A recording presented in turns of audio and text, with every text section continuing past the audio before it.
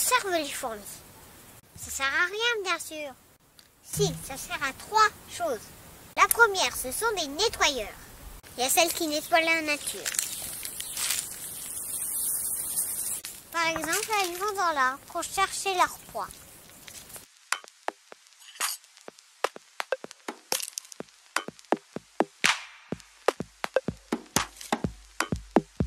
Elles ramassent tous les cadavres.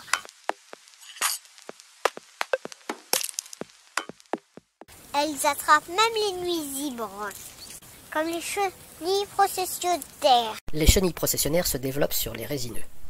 Elles n'ont que 2 prédateurs. Les mésanges.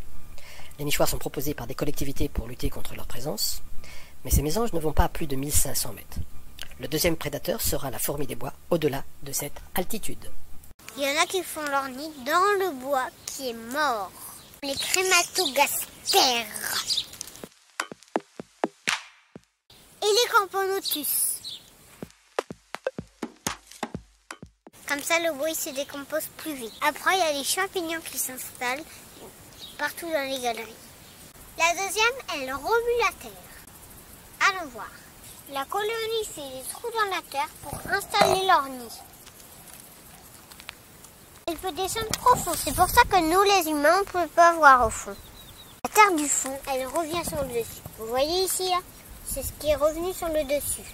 Comme ça, l'air peut rentrer tout au fond. Les plus forts pour faire ce travail, c'est les vers de terre. Un deuxième, c'est les fourmis. Par exemple, le nid ici, il descend à 60 cm. Ce nid-là va aussi à 60 cm, mais il va plus loin, il fait un rond.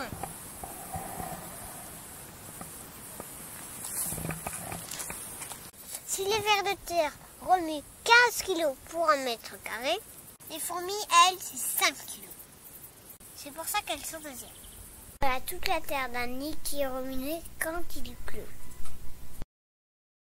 Dans le nid, ils apportent la nourriture, leur crotte, et ça nourrit la terre. En accumulant dans leur nid les restes des animaux et des plantes qu'elles consomment, les fourmis contribuent à enrichir le sol en carbone, en azote et en phosphore. Il y a aussi les fourmis granivores. Celles qui mangent les graines? Oui. Elles les transportent jusqu'à leur nid. Il y a des graines. Il fait des pièges pour les fourmis. Ça s'appelle myrmécocorée. Oui, il y a la violette, l'anémone, le forme et le myosotis.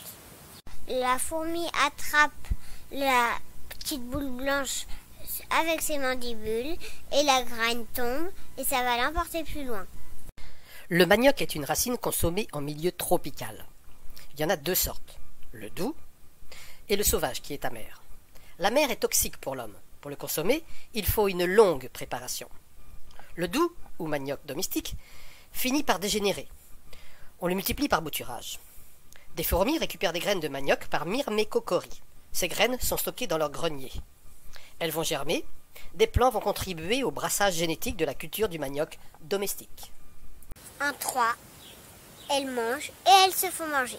Donc elles mangent les chenilles processionnelles et tous les insectes qu'ils vont trouver.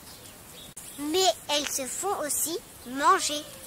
Les oiseaux, les lézards, les araignées, je sais pas moi.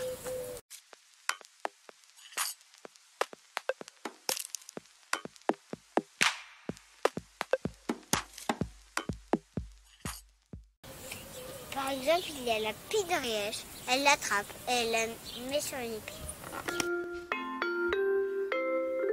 Il y a aussi les hirondelles, les libellules et tout. Et aussi les chauves-souris.